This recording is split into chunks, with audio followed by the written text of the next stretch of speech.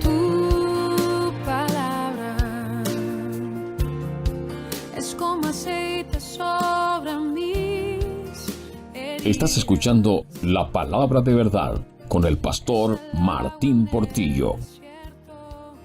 Y el calor en el invierno.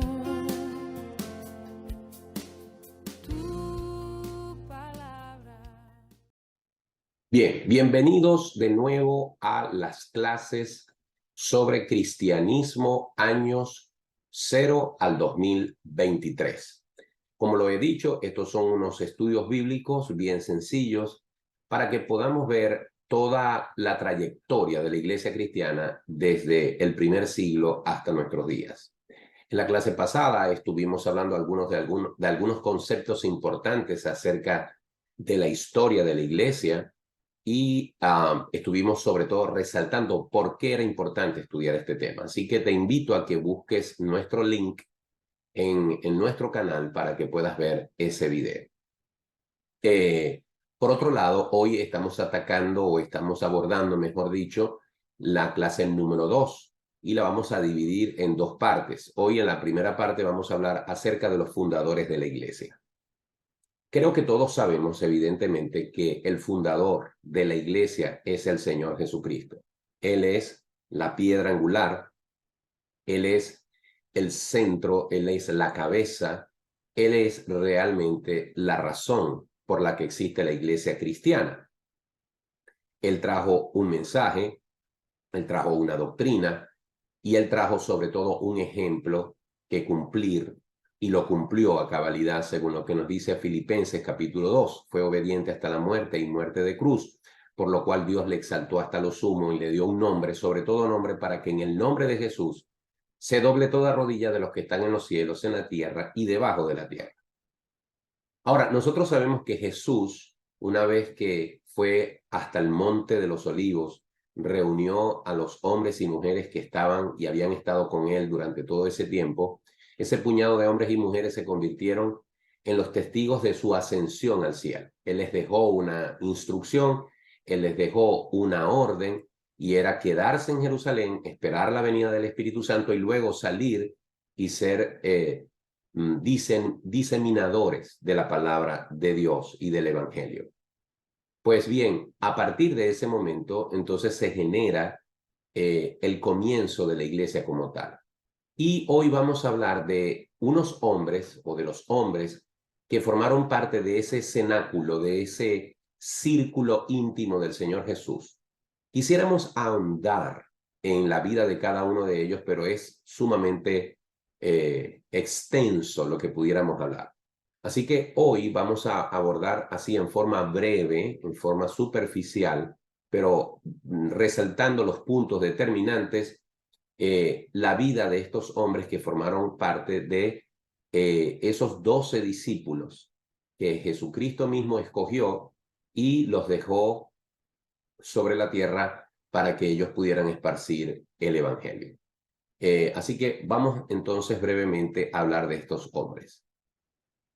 No podemos dejar de mencionar en primer lugar al apóstol Pedro, quien también tenía un nombre original llamado Cefas, era su nombre de pila, el nombre Cefas. Su traducción al griego es Pedro, y así se le ha conocido a través de la historia. Pedro era un hombre pescador, estaba casado, lo sabemos porque Jesús sanó a su suegra, porque también el apóstol Pablo lo menciona en una de sus cartas en relación a que otros apóstoles podían llevar a sus esposas, entre esos Pedro, y sabemos entonces que Pedro era un hombre casado. Vino a conocer a Jesús a través de su hermano Andrés, que fue el primero en encontrarse con Jesús. Andrés, quien también fue discípulo, y de él vamos a hablar dentro de unos segundos. Andrés era discípulo de Juan el Bautista, y cuando conoció a Jesús, llamó a Pedro para que se encontrara con Jesús. Pedro quizás es conocido a nivel mundial y a nivel incluso secular, fuera del ámbito cristiano, porque es un sinónimo de alguien que traicionó a su maestro, en este caso a Jesús, cuando lo negó 3 veces. Pedro es muy conocido por la historia bíblica de que cuando él pretendió ser fiel al Señor y decir delante de todos que aunque todos lo dejasen, él no lo dejaría, Jesús le profetizó que antes de que cantara el gallo, él lo negaría 3 veces, como efecto sucedió. Así que Pedro realmente en el mundo secular es conocido por eso. También es cierto que Pedro es conocido por ser el líder de la iglesia de Jerusalén, y algunas religiones lo tienen como un sumo pontífice, pero de eso vamos a hablar después, más adelante. También es cierto que Pedro hizo una de las declaraciones más importantes de la palabra cuando Jesús preguntó quién era él. Y entonces, ¿quiénes dicen los hombres que soy yo? Y cuando ellos respondieron lo que los hombres decían, entonces él les preguntó, ¿y ustedes qué dicen? ¿Quién creen ustedes que soy yo? Y fue allí cuando Pedro hizo esa declaración maravillosa: tú eres el Cristo, el Hijo del Dios viviente. Y al mismo Jesús le dijo, bueno, bienaventurado eres, Pedro, porque eso que has dicho es verdad, pero te lo ha revelado mi Padre que está en los cielos. Una vez que ya Jesús ascendió a los cielos, una vez que ya Jesús perdonó a Pedro, una vez que ya Jesús restauró a Pedro, sin duda el personaje líder de los primeros años de la iglesia de Jerusalén, sin duda alguna, fue el apóstol Pedro. Así que podemos decir que fue un líder de la iglesia de Jerusalén, y junto con su hermano Juan y Jacobo, durante los 3 años del ministerio de Jesús, fueron los 3 hombres más cercanos a Jesús. Jesús tuvo 12 discípulos, pero dentro de esos 12, los más cercanos, los que interactuaron más con él, sin duda alguna fueron Juan y Jacobo, quienes estuvieron muy cerca del Señor Jesucristo. Según Pablo, y lo podemos leer en Gálatas 2:9, Pedro era considerado junto con Juan y Jacobo como los pilares, como las columnas de la iglesia primitiva, de la iglesia naciente, de la iglesia original que Jesucristo dejó.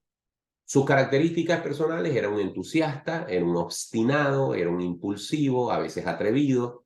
Recordamos ese episodio de mucha lección para nuestras vidas, cuando él, estando en la barca, le pidió a Jesús que si era él en medio de la tormenta, que le dijera que fuese a él, que pudiera caminar sobre el agua, como de hecho empezó a hacerlo.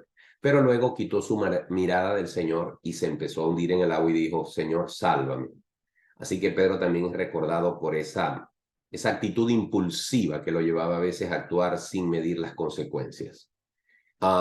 Pedro, sin duda alguna, fue el hombre que abrió con las llaves del Evangelio las puertas para 3 pueblos distintos. Quiero reiterar esto.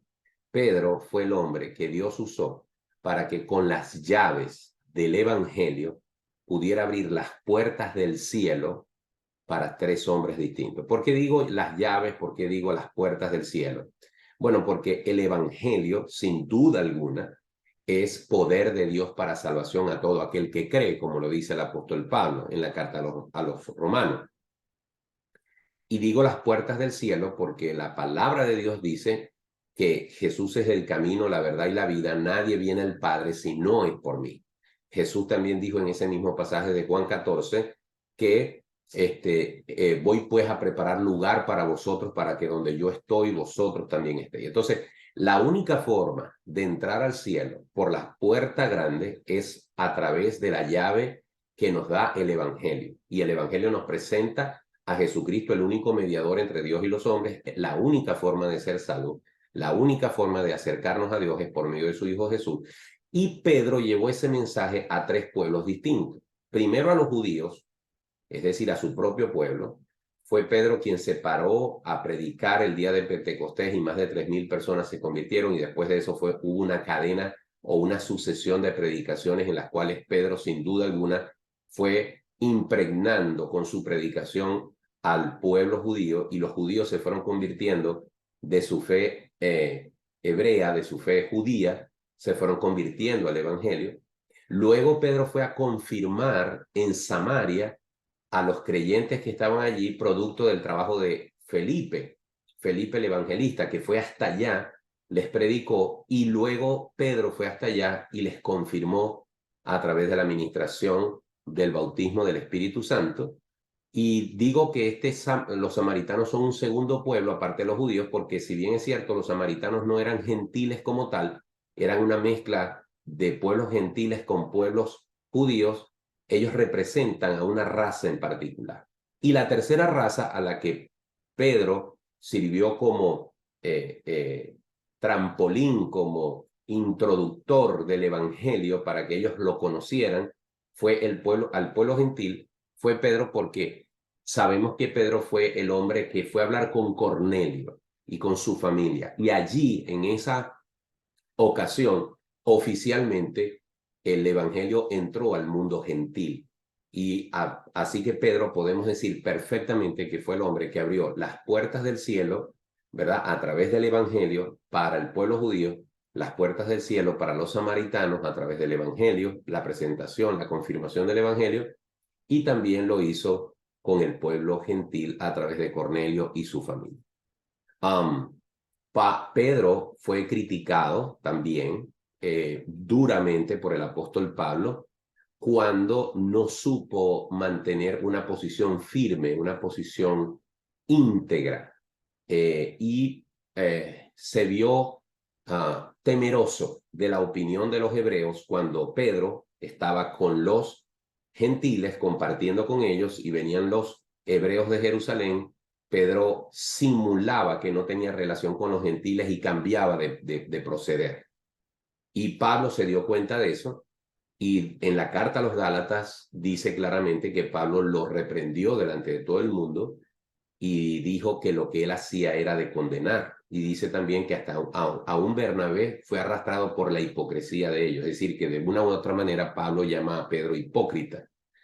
Es importante destacar esto porque esto nos muestra que Pedro todavía en los primeros años de su vida ministerial, a pesar de ese liderazgo y a pesar de esa preponderancia y a pesar de esas capacidades que tenía, seguía luchando con ese carácter inestable que luego se fue madurando, y por eso vemos a un Pedro muy maduro, a un Pedro pastoral al final de sus años en el ministerio. Y lo podemos ver cuando leemos la primera y la segunda carta de Pedro. Ahí vemos a un Pedro sin duda asentado, bien sólido en las Escrituras, asentado en su ministración pastoral y definitivamente con un carácter mucho más moldeado por el Señor. Así que Pedro, en forma breve, esto es lo que podemos decir acerca de él. En segundo lugar, dentro de ese cenáculo de 12 hombres estuvo Juan, el apóstol Juan, quizás el segundo más conocido de los discípulos, conocido como el apóstol del amor, hermano de Jacobo, ¿verdad? A ellos dos se les llamaba Boanerges, los hijos del trueno. Cuando eran muy jóvenes, tanto él como Jacobo, su hermano, eran impetuosos, eran temerarios, eran agresivos. Jesús lo tuvo que reprender a él y a su hermano en 2 ocasiones porque pretendían limitar quiénes podían sacar demonios o no si no andaban con Jesús, porque los samaritanos no quisieron recibir a Jesús y Juan y Jacobo sugirieron que el Señor los castigara mandando fuego del cielo para ellos. Así que Jesús los reprendió, los llamó a tener misericordia para con los enemigos, para con las personas que tenían algo en contra de nosotros. Y Juan definitivamente en su juventud mostró mucha ambición también, él y su hermano, cuando a través de su madre le solicitaron a Jesús que si podían estar sentados uno a la derecha y a la izquierda cuando viniera en su reino. Eso trajo distensión, eso trajo problemas entre los discípulos, que vieron un atrevimiento, una falta de respeto que Juan y Jacobo pidieran semejante cosa, de estar sentado uno al lado del otro de Jesús. Sin embargo, eso una vez más reitera lo que acabamos de decir con Pedro.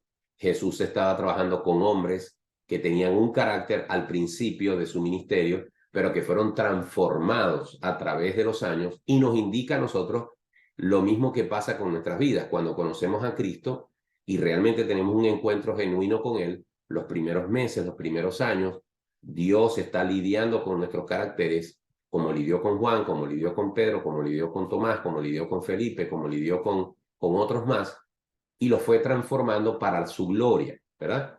Y Juan y Jacobo pues mostraron bastantes cosas que arreglar cuando eran jóvenes antes de madurar en Cristo Jesús.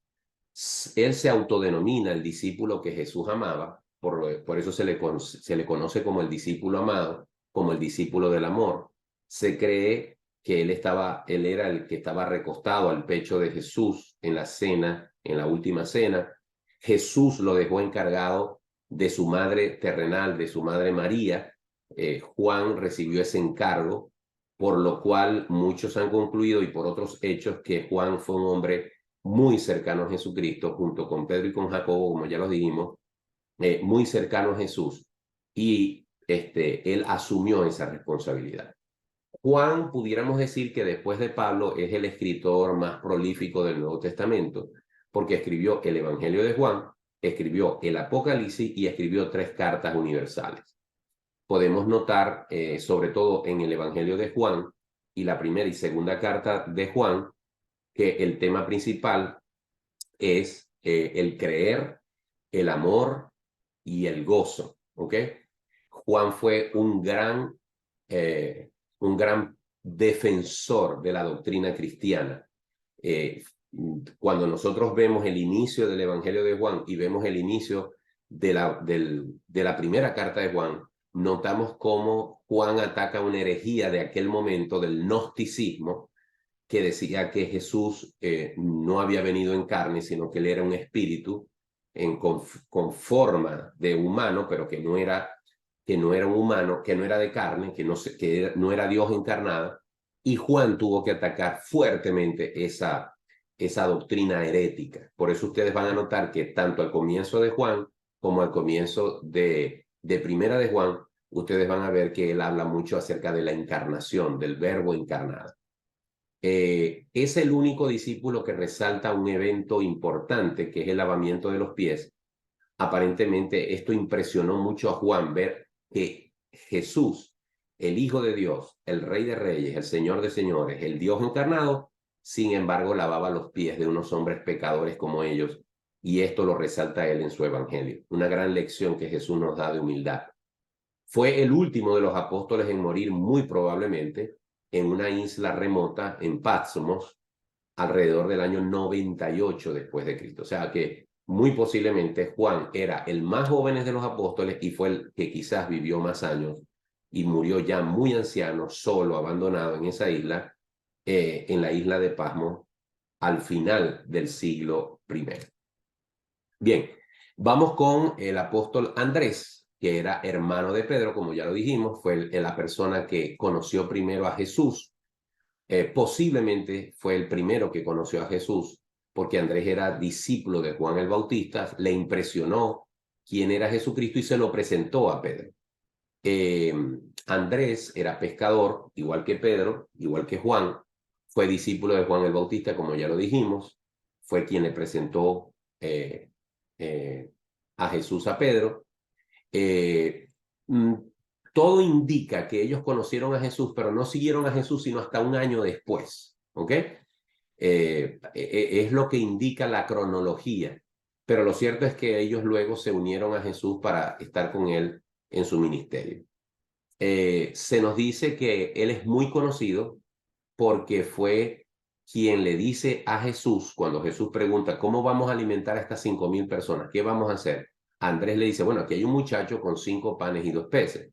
Él es conocido en gran parte por ese evento, ¿ok? Sin embargo, también fue conocido porque él no pensaba que eso fuese suficiente para alimentar a las 5,000 personas. Es decir, hubo falta de fe en él. También a él se le menciona por última vez en el libro de los Hechos, en el capítulo 1, versículo 13, pero sin embargo, a pesar de que no se le menciona muchas veces en el libro de los Hechos, todo indica que tuvo un papel preponderante en medio de esa iglesia. Quiero decir algunas cosas que no son oficiales, que no están en la Biblia, son producto de lo que llaman las tradiciones, de historias que se fueron contando a través de los siglos, y según esas tradiciones, se cree que él fue a predicar en Cintia y Partia, cerca del Mar Negro, y Por lo tanto, la iglesia ortodoxa rusa tiene mucha relación con este personaje de Andrés, ¿ok? También se cree que él fue martirizado en una cruz, pero que esta cruz no tenía la forma típica de una cruz, sino una cruz en forma de X. Así que va a ser muy común que cuando usted busque biografías sobre el apóstol Andrés, va a conseguir que la fotografía que los acompaña es una fotografía donde aparece él clavado en una cruz en forma de X.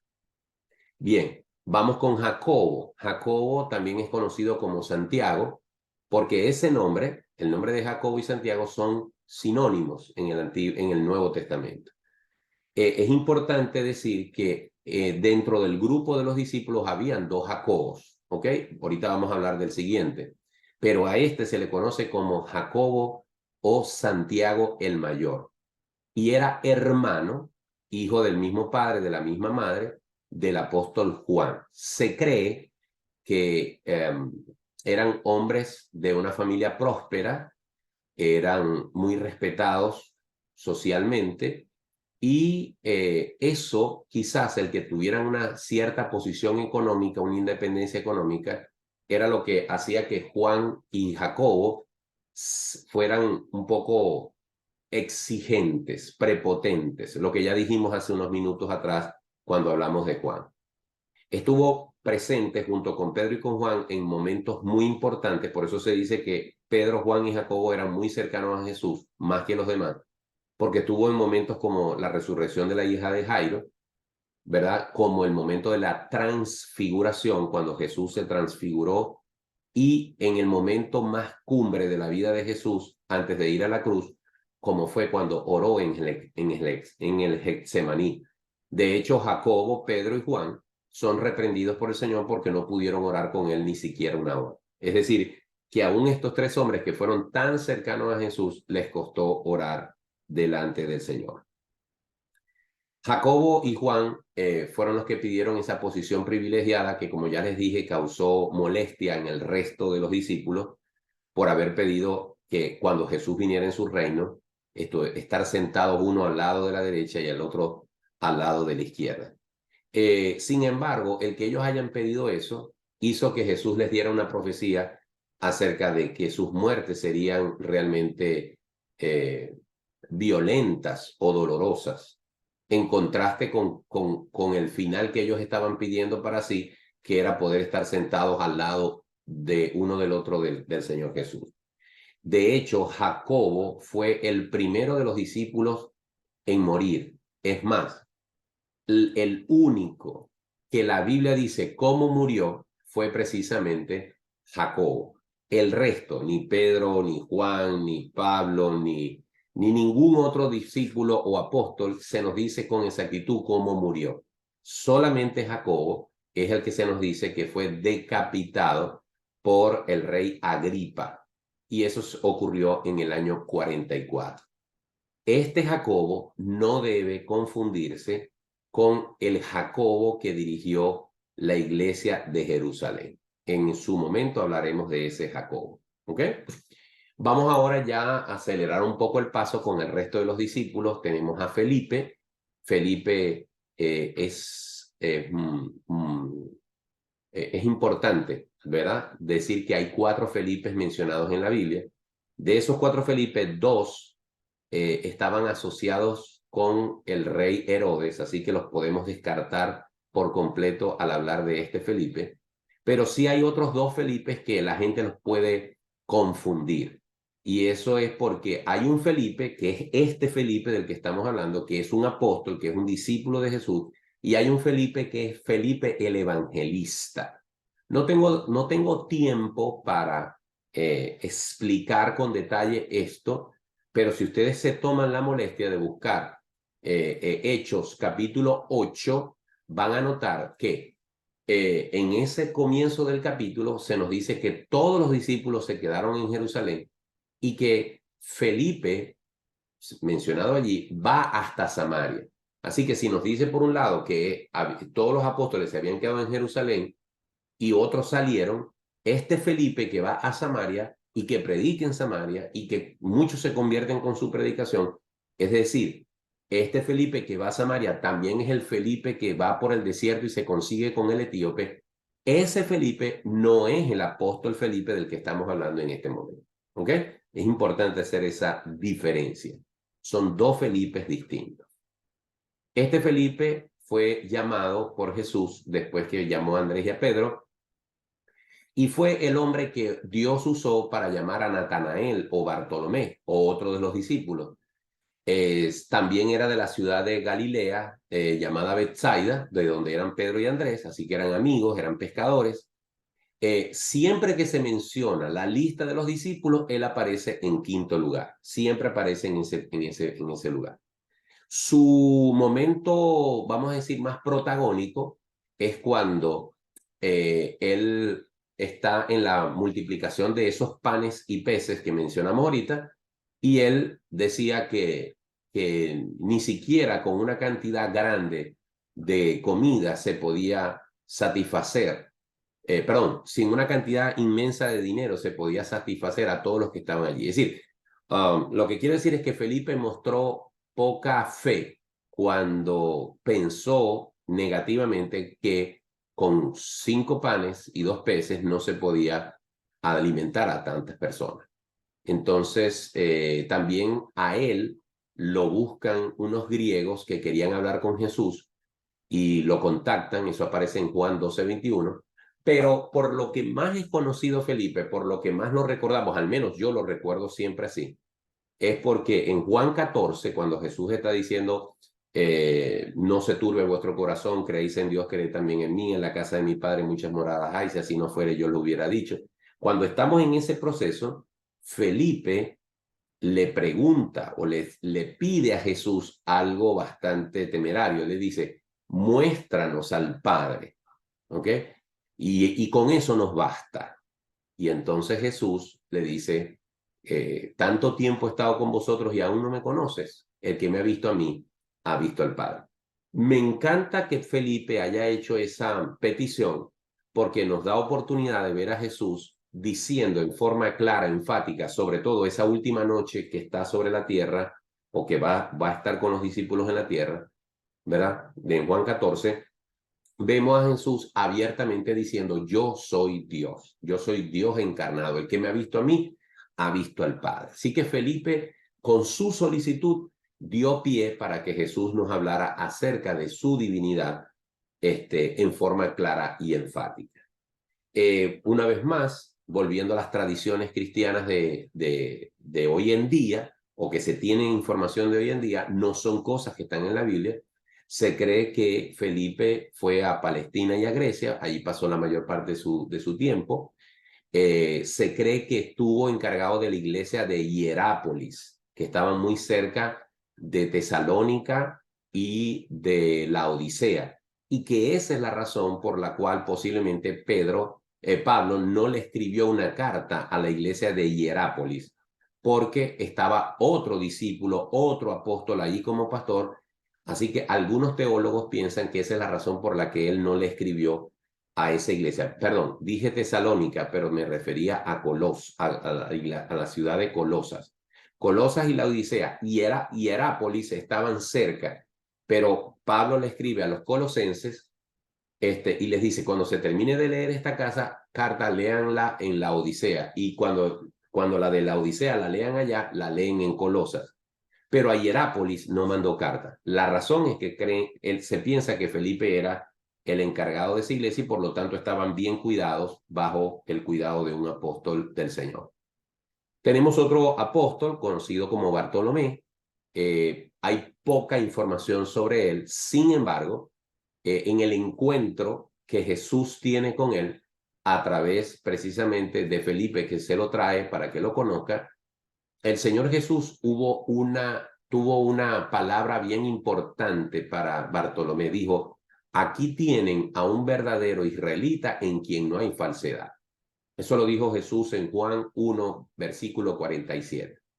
Es interesante ver cómo Jesús se refiere a Bartolomé en esos términos de que hay un israelita en quien no hay falsedad. Esto quiere decir que era un hombre, que Bartolomé era un hombre fiel a la ley judaica, era un hombre fiel a sus creencias hebreas. Y pienso que Jesús resalta esta característica de Bartolomé, porque inmediatamente cuando Bartolomé le pregunta, ¿y de dónde me conoces tú a mí? ¿Ok? De hecho, ya Bartolomé había mostrado cierta incredulidad de que Jesús fuera alguien importante porque venía de un pueblo muy pequeño, del cual él decía, ¿y qué puede salir bueno de ahí de Nazaret? ¿No? Entonces, cuando Jesús le dice, ¿de dónde me conoces tú? Jesús le dice, antes de que Felipe te llamara, ya yo te había visto. Te vi cuando estabas debajo de la higuera. Y tiene que haber sido un momento en el cual Bartolomé estaba solo, donde nadie lo estaba viendo, y sin embargo Jesús le dice, ya yo te vi cuando estabas allí. Así que en ese momento Natanael o Bartolomé dijo, este hombre tiene que ser Dios, porque solamente Dios sabía dónde estaba yo y qué estaba haciendo debajo de la higuera. Por eso él dice allí, Rabí, tú eres hijo de Dios, tú eres el rey de Israel. Entonces, ustedes pueden contrastar cómo un israelita en el que no hay falsedad, según las mismas palabras de Jesús, cuando conoce a Jesús, dice, tú eres el hijo de Dios, tú eres el rey de Israel. Es decir, ver a un hebreo llamar a otra persona, tú eres el hijo de Dios, tú eres el rey de Israel, es simplemente un acto en el cual se está ratificando la divinidad de Jesús y se está ratificando que Jesús es el Mesías. No hay mayores referencias aparte de estas a Natanael. Según algunas tradiciones, se piensa que él predicó el evangelio en Asia Menor y que fue crucificado y fue desollado vivo. Es decir, tuvo una muerte bien cruenta. Pero son informaciones que están basadas en las tradiciones. ¿Ok? Hasta aquí hemos hablado de 6 apóstoles, hemos hablado de Pedro, hemos hablado de Juan, hemos hablado de Jacobo, hemos hablado de Felipe, hemos hablado de Andrés y hemos hablado de Bartolomé. Vamos con Tomás. Tomás, todos sabemos que es muy conocido por aquello de si no veo, no creo. Su nombre en arameo, también en griego, significa gemelo, y ese nombre en griego es Dídimo, por lo cual se piensa que Tomás llegó a tener un hermano o una hermana gemela de que no se menciona en la Biblia. Lo cierto es que Juan se refiere a él como Dídimo y en los otros evangelios se refiere como Tomás. Tomás, sin duda alguna, manifestaba algo de pesimismo y al mismo tiempo pasión por el Señor Jesucristo. Allá en Juan capítulo 11, cuando el Señor Jesucristo está en el episodio de ir a resucitar a Lázaro, dice que Jesús dice que va a ir a Jerusalén a pesar de las amenazas de que iba a ser capturado allá. Los discípulos, por supuesto, sabían que ir a Jerusalén era una locura desde el punto de vista humano, y cuando Jesús dice que iba a ir a Jerusalén de todas maneras, Tomás muestra una actitud un poco ambivalente. Por un lado se lamenta diciendo que ir hasta Jerusalén era definitivamente peligroso, pero al mismo tiempo dice, vayamos con Jesús y muramos con él. Estamos dispuestos a morir con Jesús. Así que Tomás es conocido por ese episodio, pero quizás el episodio por el que más es conocido es por ese momento en el cual él estuvo negado a creer que Jesús había resucitado, a pesar de que los otros discípulos le habían dicho, nosotros lo hemos visto. Es decir, Jesús dijo que iba a resucitar, los discípulos le dijeron que lo habían visto resucitado y aún así Tomás era tan pesimista, era tan negativo, que dijo, si yo no lo veo, no lo creo. Sin embargo, una vez más, Tomás, al tener esta actitud, dio pie para que Jesús dijera, bienaventurados los que no vieron y creyeron. Es decir, por ese acto de incredulidad de Tomás, Jesucristo dijo algo que nos beneficia a nosotros en este tiempo, que nosotros me estoy refiriendo a los cristianos de este tiempo y a los que hemos vivido en los siglos pasados, que nunca hemos visto a Jesús con nuestros propios ojos, sin embargo, somos bienaventurados, porque sin haberlo visto, hemos creído en Él y estamos dispuestos a testificar que Él es el Señor sin haberlo visto. Así que somos bienaventurados. Así que gracias a Tomás por su incredulidad, porque su incredulidad dio pie para que Jesús dijera, los que no me vean, pero crean en mí, son bienaventurados. Por cierto, también Tomás es el hombre que dijo, Señor, no sabemos a dónde vas, ¿cómo podemos saber el camino? Así que esa pregunta de Tomás también dio pie para una de las frases más importantes del Evangelio. Jesús dijo, yo soy el camino, la verdad y la vida. Nadie viene al Padre sino es por mí. Tenemos mucho que agradecerle a Tomás, a pesar de lo pesimista que fue, a pesar de lo negativo que fue, a pesar de lo incrédulo que fue. Sus características y sus proposiciones dieron pie para que Jesús dijera cosas que sin duda alguna dejaron claro que Él era el único camino, la verdad y la vida, y que somos bienaventurados cuando creemos en Él sin haberle visto. Poca información hay acerca de cómo terminó la vida de Tomás, y muchos, según tradiciones, una vez más, terminó predicando el Evangelio en India y Siria. Tenemos a Mateo. Mateo es un hombre judío, publicano, que tenía una licencia para recolectar impuestos. Siendo judío y al mismo tiempo trabajando para el gobierno romano, era un hombre despreciado por sus propios hermanos judíos. Se cree que su nombre venía del nombre Leví y que luego él asumió el nombre de Mateo una vez que se convierte. Él escribió el Evangelio de Mateo alrededor del año 50 después de Cristo. ¿Ok? El Evangelio de Mateo tiene un profundo énfasis desde la perspectiva hebrea, desde la perspectiva judía. ¿Ok? Porque evidentemente Mateo era judío. Hay pocos detalles de su vida en el Nuevo Testamento. Siempre es mencionado en la lista de los apóstoles y también es mencionado en el libro de los Hechos. Sus apariciones más célebres es cuando Jesús lo llama estando sentado ahí en el puesto donde recaudaba los impuestos, y también aparece ofreciendo un banquete a sus amigos, lo cual causó una indignación terrible, porque imagínense, Jesús sentado con un hombre judío que cobraba impuestos, que era un hombre despreciable, y los invitados a la fiesta, además de que el anfitrión era Mateo, un hombre odiado, los invitados a la fiesta eran un pocotón de gente de dudosa reputación, y Jesús fue pues criticado fuertemente por los religiosos de la época por reunirse con prostitutas y reunirse con recaudadores de impuestos y con publicanos y con gente pecadora desde la perspectiva religiosa. Pero como dijo Jesús, yo he venido a buscar lo que se había perdido. Después de Pentecostés, en Hechos capítulo 2, no hay mayores informaciones de Mateo, y según las tradiciones, como lo hemos dicho, la vida de todos estos apóstoles no sabemos cómo terminó, excepto lo que dicen las famosas tradiciones. Sugieren que estuvo en Etiopía, en Macedonia, en Siria y otros lugares, aunque eso no tiene fundamento bíblico y poco fundamento histórico.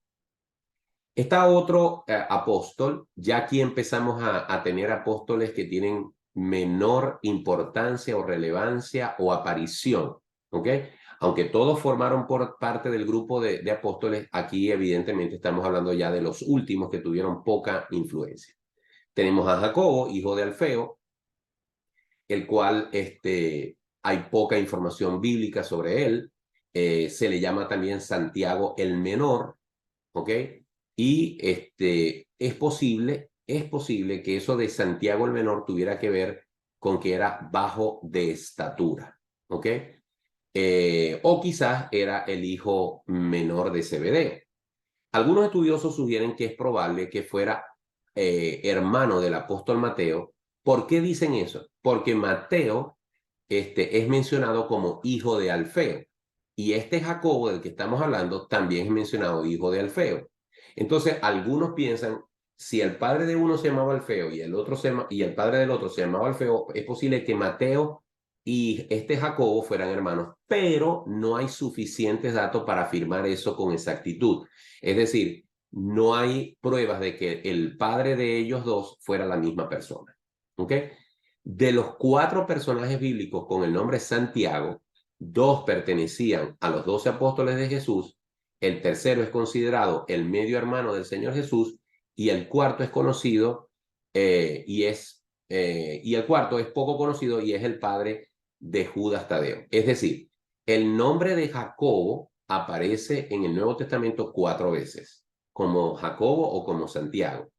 Dos de esos Santiagos o 2 de esos Jacobos eran el que ya hablamos ahorita, hace unos minutos atrás, llamado Jacobo o Santiago el Mayor o Jacobo el Mayor. Aquí estamos hablando de este Jacobo que es Santiago o Jacobo el Menor, ¿ok? Son 2 Santiagos distintos, los 2 son discípulos, los 2 son apóstoles, ¿ok? Hay un tercer Santiago que es o fue hermano de Jesús, es decir, hijo de María y de José, y hay un cuarto Santiago que es el padre de Judas, no de Judas Iscariote, sino de Judas Tadeo, del que vamos a hablar dentro de poco.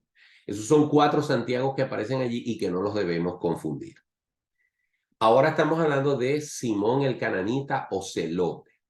Este Simón el Celote fue uno de los 12 apóstoles.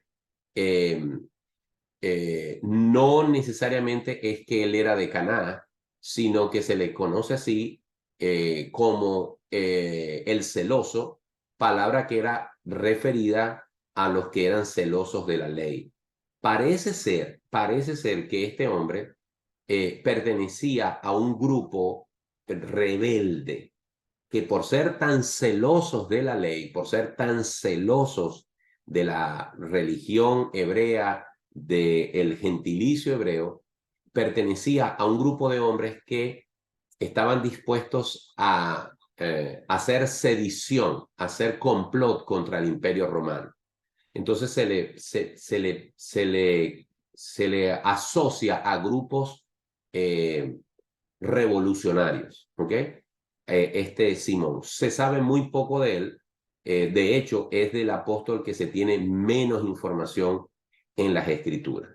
Pero posiblemente era un hombre muy nacionalista, muy defensor de los intereses israelitas frente al imperio, y quizás, todo esto son especulaciones, las razones por las que se sintió motivado a seguir a Jesús es porque vio en Jesús un líder potencial que les permitiría librarse del imperio romano. Ok, hablemos ahora de uno de los últimos discípulos. Este se llama Judas, conocido hoy en día como San Judas Tadeo por la Iglesia Católica.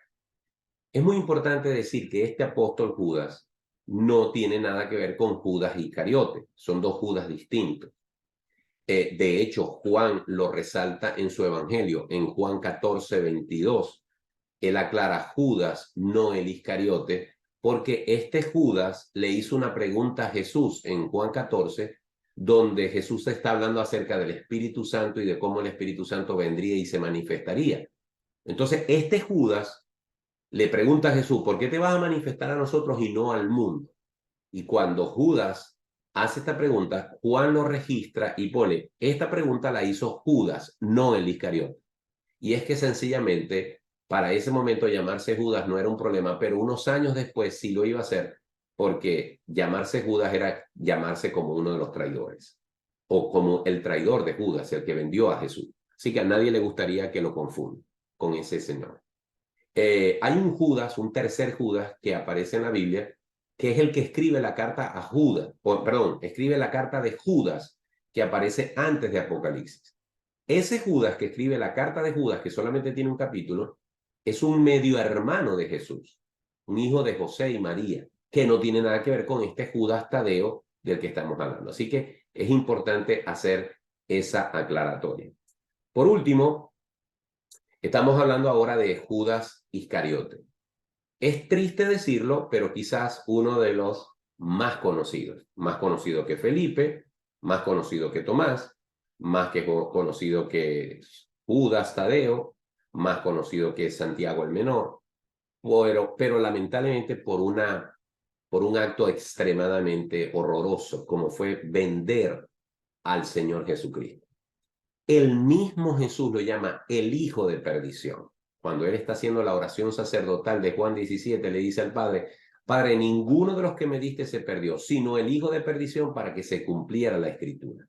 Es decir, Judas definitivamente estaba destinado para vender al Señor Jesucristo. ¿Fue responsable? Sí. ¿Tomó él mismo la decisión? Sí. Pero Dios en su soberanía sabía y conocía que esto iba a suceder. Así que Judas tuvo un papel tristemente célebre en el Evangelio y en la historia del cristianismo. No es un fundador de la iglesia, pero no podemos dejar de mencionarlo porque formó parte de ese círculo cercano a Jesús que durante 3 años ministró. Incluso en Judas se manifestaron dones y poderes como en el resto de los discípulos por un tiempo mientras que estuvo al lado del Señor, pero al final terminó decantándose por traicionar al Señor Jesucristo. ¿Ok?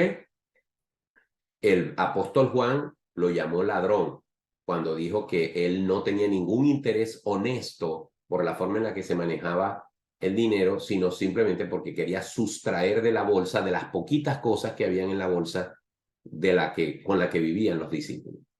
Se le conoce no solamente porque vendió a Jesús, sino porque fue un cínico, cuando sabiendo que él había vendido al Señor y el Señor dijo que alguno lo vendería, él preguntó, haciéndose el tonto, ¿seré yo maestro? ¿Soy yo maestro?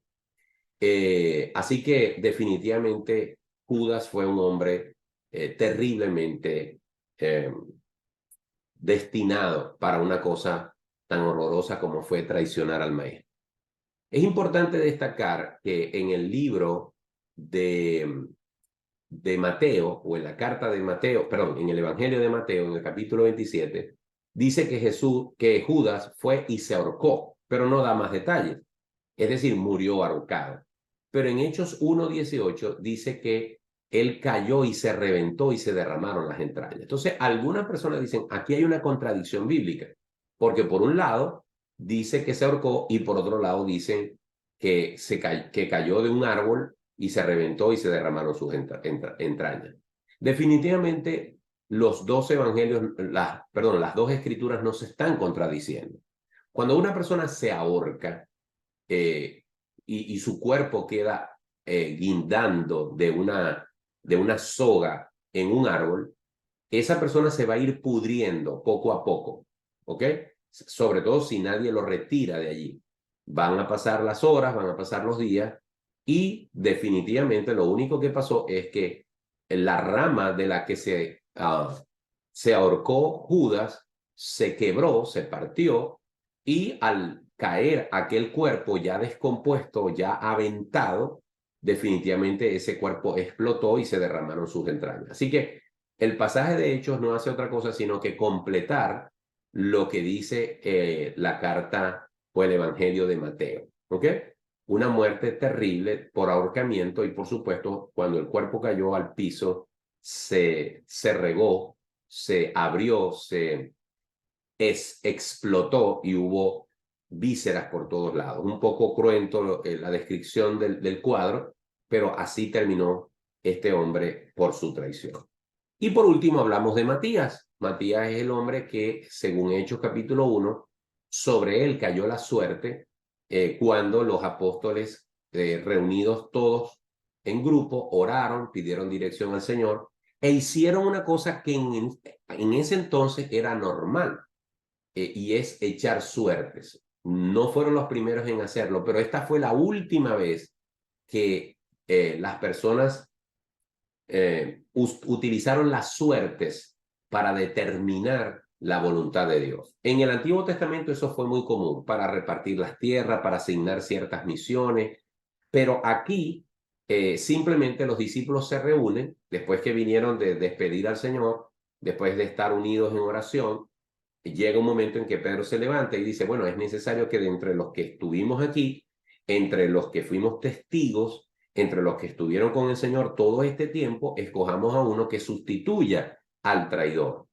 Y entonces echaron suertes y la suerte cayó sobre Matías. Así que Matías fue un hombre que estuvo con el Señor esos 3 años, que fue testigo de su resurrección, que estuvo cerca de estos discípulos, y entre él y otra persona fue elegido como uno o como otro de los apóstoles que vino a sustituir, en este caso, a Judas.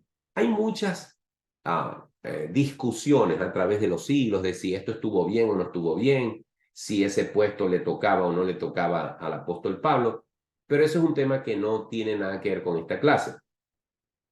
Es decir, Matías fue contado, dice la Biblia, fue contado con los apóstoles, así que desde esa perspectiva hay que tomarlo en cuenta como un apóstol, a pesar de que más nunca se vuelve a hablar de él en las Escrituras. Pero eso no es un motivo para decir que por eso él no debe ser contado como apóstol. Alguien dirá, pero bueno, entonces no son 12 apóstoles, porque entonces ¿dónde queda Pablo? En su momento, cuando hablemos de Pablo, explicaremos esto con mayor detalle. Para la clase de hoy, queríamos hablar de estos 12 hombres, queríamos hablar en este caso, de 13 hombres, y explicar cuáles habían sido sus vidas, sus biografías. ¿Por qué? Porque para terminar la clase debemos decir que estos fueron los hombres sobre los cuales descansó el primer piso de la iglesia cristiana. Es decir, las bases, la piedra donde se fundó la iglesia no es Pedro, es Cristo. ¿Ok? Es el Señor Jesucristo. Él es la base fundamental de la iglesia. Y sobre ese primer fundamento que es Cristo, entonces estos hombres de carne y hueso, instrumentos del Señor, sobre los que no podemos poner nuestra mirada, ¿verdad? Sin embargo, Dios los utilizó para sentar los primeros pilares de lo que luego sería la iglesia cristiana. Y simplemente queríamos, a través de esta clase, mencionar sus vidas. Bien, hasta aquí la clase de hoy. Espero que les haya servido para tener mayor información acerca de estos fundadores de la iglesia. Cuando abordemos la siguiente clase, la clase número 3, vamos a tocar 2 temas que quise tocarlos en esta, pero definitivamente el material es muy abundante. Número 1, vamos a hablar acerca de si Pedro fue el primer papa o no, y qué bases hay para negarlo o para afirmarlo. Y vamos a hablar acerca del apóstol Pablo. Vamos a hablar de esos 2 hombres, y ya después empezamos ya a partir de la 4ª clase a hablar acerca de la iglesia y sus distintas fases a través de los siglos. Pero estas primeras clases eran para hablar acerca de los fundadores. Bien, ha sido un placer, Dios les bendiga, espero que les sirva esta información, y cualquier pregunta, ustedes se pueden dirigir a mí a través del correo electrónico que yo les voy a dejar en este video. Que el Señor les bendiga, que el Señor les guarde, y gracias por su atención. Tu palabra es la voz que me habla en la mañana. Y esto fue La Palabra de Verdad con el pastor Martín Portillo.